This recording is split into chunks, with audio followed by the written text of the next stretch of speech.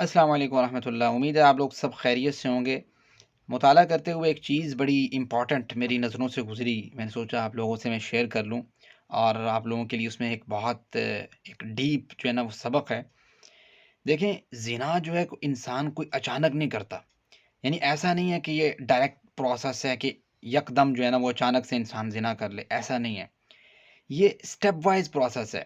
جیسے قرآن کریم میں اللہ تعالیٰ فرماتے ہیں یا ایھا الذین آمنوا لا تقربوا الزنا، کہ زنا کے قریب بھی نہ جاؤ۔ اس کے پیچھے ایک بہت بڑی سوچ ہے۔ قرآن کریم نے جو یہ بات کی ہے نا، زنا کے قریب نہ جاؤ، اور دوسری جگہ پہ قرآن کہتے ہیں قل للمؤمنین، مومن مردوں سے کہو یغضوا من ابصارہم، کہ اپنی نگاہوں کو نیچا رکھو۔ اور پھر اس کے آگے اگلی آیت میں وقل للمؤمنات یغضضن من ابصارہن، کہ مومن عورتوں سے بھی کہہ دو کہ اپنی نگاہوں کو نیچے رکھیں۔ یعنی ایک طرف اللہ تعالیٰ کہہ رہے ہیں زنا کے قریب نہیں جانا، دوسری جانب کہہ رہے ہیں کہ بھی آپ لوگوں نے اپنی نگاہ کی حفاظت کرنی ہے، تو ان دونوں کا آپس میں بڑا زبردست کنیکشن ہے۔ اب دیکھیں، احمد شوقی رحمہ اللہ فرماتے ہیں کہ زنا کی ابتدا کہاں سے ہوتی ہے؟ وہ اس ابتدا سے ہی اللہ تعالیٰ نے روک دیا ہے۔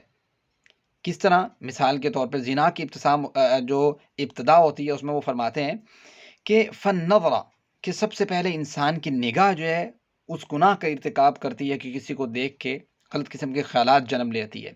پھر کہا فن نظرہ کے بعد فابتسامۃ، نیکسٹ پروسیس کیا ہوتا ہے کہ انسان جو ہے وہ مسکراہٹیں آپس میں میچ ہوتی ہیں۔ دین کیا ہوتا ہے؟ فسلام، پھر سلام دعا ہوتی ہے، میسیجز ہوتے ہیں، ٹھیک ہے، اور یہ چیزیں سٹارٹ ہوتی ہیں۔ فکلام، پھر باتیں چیٹنگ سٹارٹ ہوتی ہے۔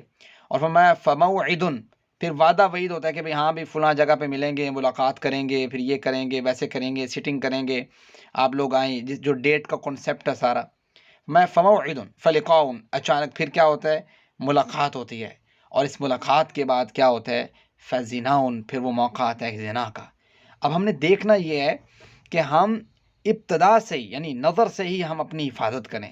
اگر ہم سلام تک ہیں تو ہم اس کو ریموو کریں، کوشش کریں کہ بھئی ہم ختم کریں کنیکشن جو ہے، رابطہ اس چیز کو ختم کریں، تاکہ یہ نہ ہو کہ ہم سٹیپ بائی سٹیپ اس چیز تک پہنچ جائیں جو بدنام زمانہ کے طور پہ جانی جاتی ہے، اور انسان کی عزت نفس کو جو ہے نا وہ مجروح کر کے رکھ دیتی ہے۔ تو یہ چیز بڑی امپورٹنٹ ہے، اور اس چیز کی حفاظت کرنا یہ بڑا امپورٹنٹ پوائنٹ تھا جو میرے ذہن میں بھی آیا مطالعے کے دوران، تو میں نے کہا آپ لوگوں سے شیئر کر لیا جائے۔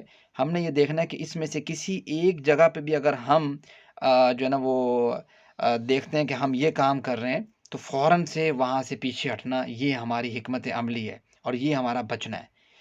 آج کے لیے اتنا کافی ہے۔ السلام علیکم۔